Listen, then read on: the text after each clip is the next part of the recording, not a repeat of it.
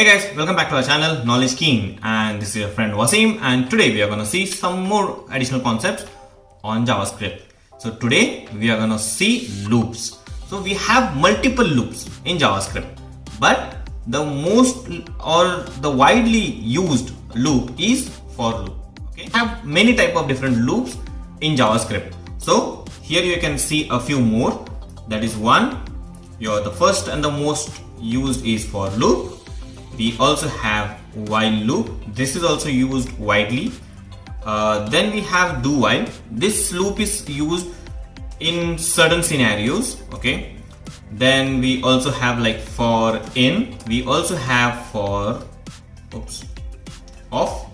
So these are all the loops that we have. Okay, where we use to iterate in the elements. There are also various multiple other loops that we have. Okay, we are going to see it in our future videos, but for now let's stop over here and we are going to see these loops into different sections of our videos.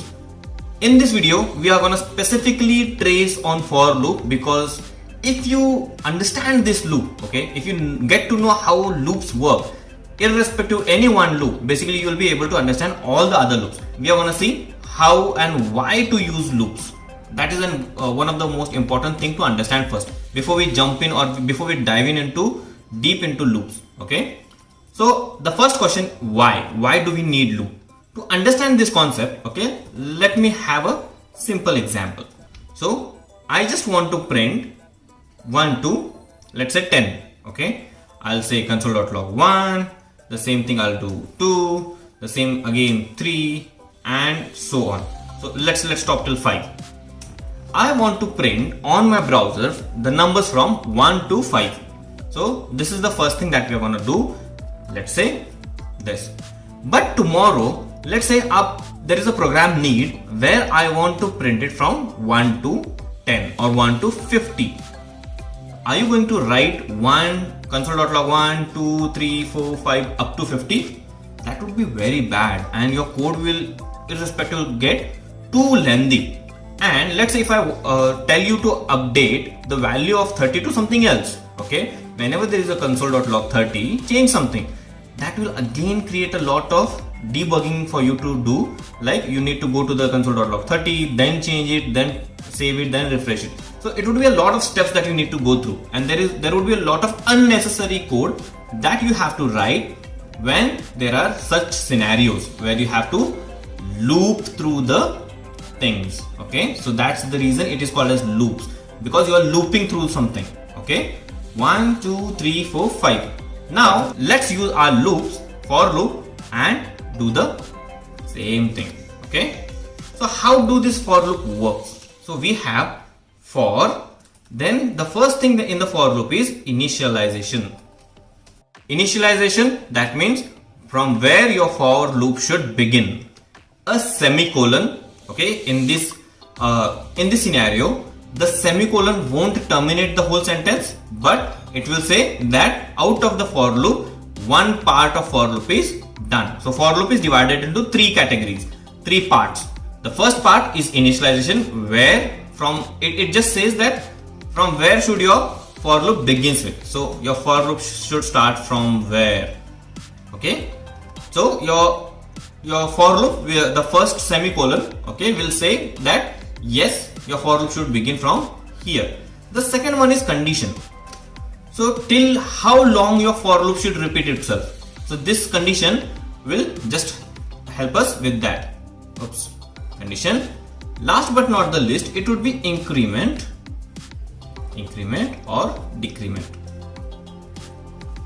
Increment or decrement, how many steps or how many jumps that your for loop should do to reach that particular condition. We are going to see this. We are going to go into in depth, but for now, this is the basic syntax, and in between these curly braces, you are going to write your actual code.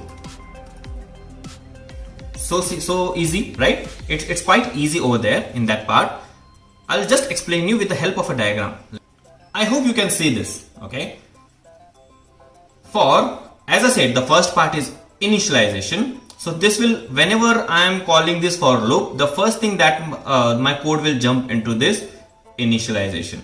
After initialization, the second part that would come is the condition. So what are the conditions that are required so that once this condition is satisfied, once this condition is true, then it will automatically jump to my particular code. So you can have n number of statements, n number of code, lines of code that you can write between these two curly braces, the bluish one, the curly braces. Between these two curly braces, you can write all of your code. The third part of this for loop is increment or decrement. And this will just tell that yes, after initialization, conditions are happening, and after conditions, how many steps your for loop should jump. You'll get to understand this better when we are seeing the actual example. So now, how this whole loop works, this is the first thing that comes. After initialization, it will just check the condition. Whenever the condition is true, it will go inside the for loop, it will start executing the code, and after that, it will come to your fourth part. It will not come outside the loop, it will not complete the loop, okay? It will again go back to your increment or decrement, okay? So you can have it both the ways. We are going to see these examples. After increment and decrement, it will again come back to condition. So this is the step 5 that you're going to see over here. It will again come back to the original condition. It will check the same condition if it is still successful. If yes, then again it is going to come inside my for loop. So that is where I have pointed it as 6. It will, after your code has been executed, it will again go back to your increment and decrement. And once increment or decrement is successful, it will again come back to the condition. In this condition, it will check again. If the condition is satisfied, it will come inside the loop. If the condition fails, so if the condition returns false, it will directly come outside the loop. Let's go through an example. So we will we'll just carry on the same example. I will say for, I hope you're able to see this, where I equal to 0. Most of the time you just initialize something, the for loop, with a variable. This variable will just tell me how many times I need to iterate my loop. Where, so I'm just initializing a variable the same way that you do in your normal program. Semicolon, now my second condition starts. I want to go till 5. Okay, so it starts from 0. Usually we always start the loop from 0, but it's not a hard coded condition. You can even start it at 1. Let me say that it starts with 1, but it should be equal to 5, less than or equal to 5. So my condition will always check between from 1 to 5. Irrespective, both are correct. But usually we start with 0. You'll come to know why do we start it with 0 once we go into the array part. Where I equal to 0, semicolon, I is less than 5, my condition. Now third, it would be increment or decrement, I plus plus. We have seen what I plus plus does in our increment operators, okay, in our operators part. So you can see it over there. Now inside my code, I don't want to do anything else. It's just simply I want to print from 1 to 5. So that would be, if I just print I, so it is always going to be in an increment mode. But instead of that, let's simply print hello world, okay, to see if it prints for the 5 times. If you see, it has already printed hello world 5 times. So your code successfully runs. Until and unless your condition works, it will start printing the value. To see if it is properly printing the value, let me also print I with hello world. Save and refresh.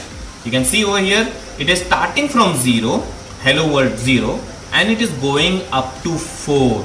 Okay, why 4? Why not 5? Because 4 is less than 5. The condition is true. It will come inside this for loop. It will execute it till 4, and again when the for loop is going to finish, it will go up. It will just do 4 plus plus, that would be 5. 4 plus 1, 5, and it will come back again over here. Is 5 less than 5? No, the condition is false. It will just break the loop and come outside. So this is how your normal for loop works. Easy to understand. It's quite easy. It's absolutely, you can run all the things in this manner.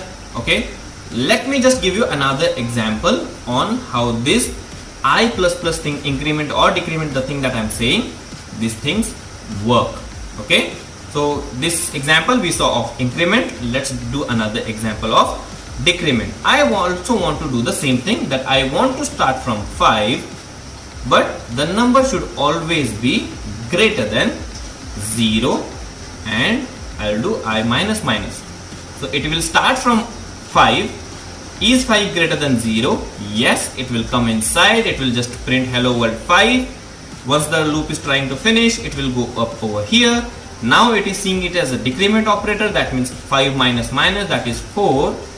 It will check the condition again. Is 4 greater than 0? Yes. So it will again come inside and it will start printing.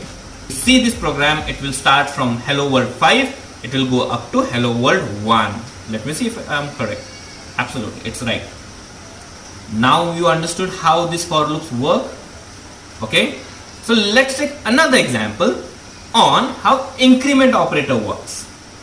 So again, I'll just go with the same example. I'll just say hello world I is less than 10 is I plus equal to 2.